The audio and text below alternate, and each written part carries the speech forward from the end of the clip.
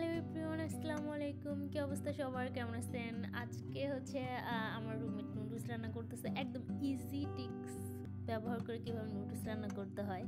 তো এটা হচ্ছে আমরা বিকালে নাস্তা করব, মানে দুপুরের খাবারের পরে অনেক টাইম চলে গেছে, ক্ষুধা লেগে গেছে। তো এখন আপু হচ্ছে একদম শর্টকাটভাবে নুডলস রান্না করতেছে আমাদের জন্য। তো এই যে ডিম দিয়ে ফার্স্টে ডিম দিয়ে নিতেছে, দিনের মধ্যে উনি নুডলসের মশলাটা দিয়ে দিবে। তারপর কি এ তো রান্না করতেছে, আমি ভিডিও করতেছি। তো সকাল থেকে হয়েছে যে আজকে আমি কোনো ভিডিও করি নাই, দেন হচ্ছে বাসা থেকে কোথাও যাইও নাই, বাসায় ছিলাম সারাদিন। দুপুরে লাঞ্চ করছি, দুপুরের জন্য রান্না করছি, বাট কোনো ভিডিও করা হয়নি। তো এই যে আপু নুডলসের মশলা দিয়ে দেন ডিমটাকে একটু ভাজা ভাজা করে নিতেছে, যেন ডিমের গন্ধ না থাকে। তারপর আমি আপুকে বলতেছিলাম যে এরকমভাবে রান্না করতেছো, শ্বশুরবাড়ির মানুষ খাইতে পারবে তো? আপু বলতেছে খাইতে পারবে না মানে দৌড়াবে খাওয়ার জন্য, খুব ইয়াম্মি হবে। তা আমি বললাম ঠিক আছে, ইয়াম্মি হলে ভালো, খারাপ না। আপুর সাথে অনেক গল্প।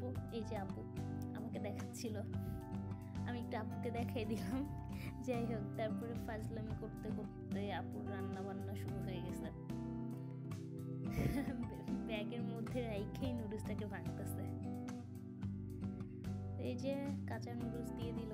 আমরা সাধারণত নুডলসটাকে সিদ্ধ করি, তারপর হচ্ছে বয়েল করে তারপর হচ্ছে নুডলস রান্না করি। আর আপু হচ্ছে আগে ডিম ভাজে, তারপর হচ্ছে নুডলস বয়েল করার জন্য দিয়ে দেয়, দেন আবার সেকেন্ড করে আরেকটা মশলা দিয়ে নিচ্ছে, যেন একটু টেস্ট ভালো হয়। আপুর কাছে মনে হয় ম্যাগি মশলা খুব টেস্টি বা মজার।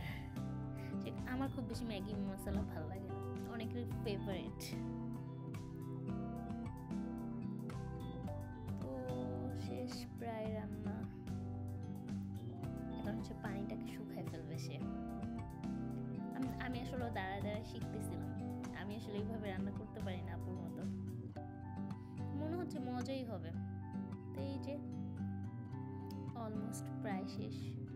তো নুডলস রান্না করতে করতে আরেকটা জিনিস বলি, তা আমাদের বাসায় যারাই থাকে সবসময় সারাক্ষণ চিন্তা করছে শর্টকাট কি রান্না করা যায়, একদম অল্প টাইমে কি রান্না করা যায়, কোনো রকম আর কি খেয়ে বাঁচা, মানে বাসার মতো তো আর হবে না, কোনোভাবে আর কি খেয়ে বাঁচা, এরকম একটা রান্না সবাই খুঁজে।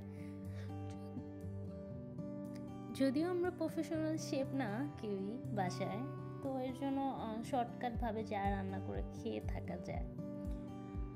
তো সাধারণত সবসময় প্রতিদিন আর কি সবাই বাসায় থাকে না, আমরা খুব কম টাইমে হয় যে সবাই একসাথে বাসায়। তো ওই দিনটা আমরা কি করি, সবাই একসাথে বসে চা খাই বা গল্প করি, আড্ডা দেই, স্পেশাল কিছু বানানোর চেষ্টা করি। তা আপু আজকে সেটাই করছে, আমাদের সবার জন্য নুডলস বানাচ্ছে। তো এটা মনে হচ্ছে খুবই কম, কিন্তু আসলে কম না, অনেকটাই ছিল। আমরা একটু একটু করে খাইছি, টেস্ট করছি, দেন এর সাথে আমরা চাও খাইছি বিকালে।